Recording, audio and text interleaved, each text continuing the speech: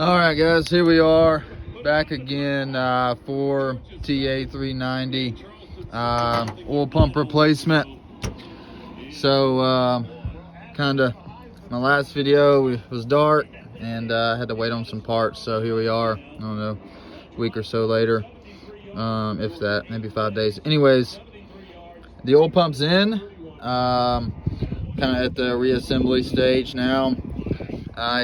Last video I showed you putting that timing cover back on, torquing those guys down.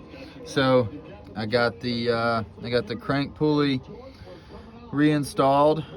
When I'm doing this kind of stuff, I kind of like to start from the bottom up. So first thing I did was I put this new lower radiator hose on.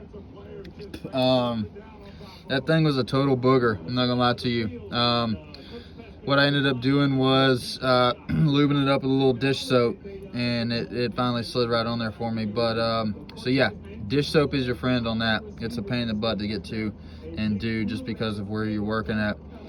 So then I did the crank pulley. I forget the torque on those bolts. It's in your manual, but it's a pretty good bit. And again, if you remember, when I took it off, you're gonna need that barring tool. So mine's already out, but remember that, let's see, I got a glare over here. Remember that thing goes right here where this rubber plug is. I don't know if I can get rid of that glare, get some zoom. Come on, there it is.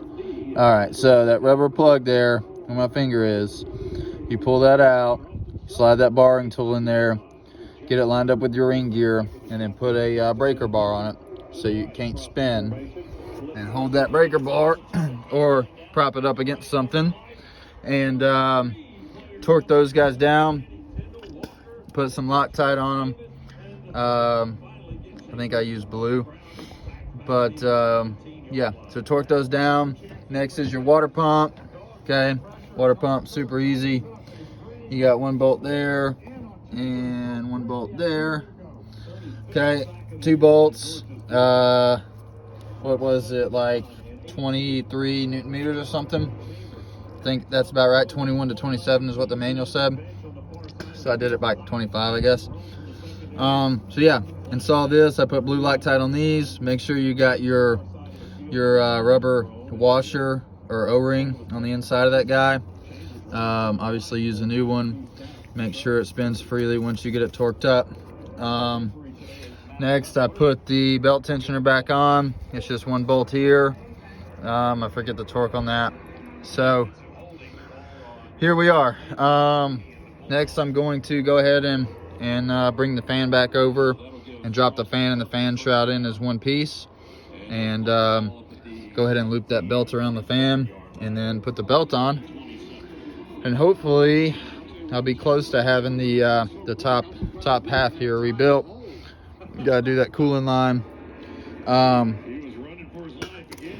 If you've been watching this little series, you'll know that my my oil pump had a pretty catastrophic failure.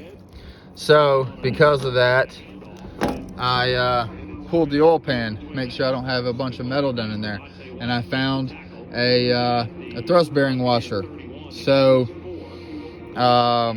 you're gonna see a video on how to replace that too. I got the oil pan off already. I'm waiting on the thrust bearing to show up.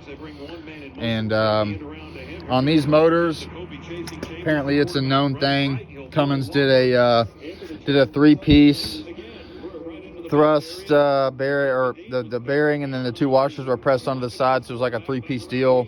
They've redone it now where it's a single piece. It's all, you know, it's all together. It's not pressed together. So I'm gonna replace that.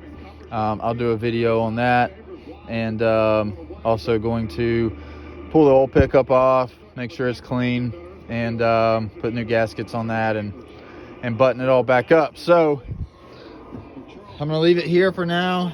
I'll do another one when I get all this put back on, the fan and stuff, and then hopefully next day or so, we'll have this baby back up and running. So stay tuned.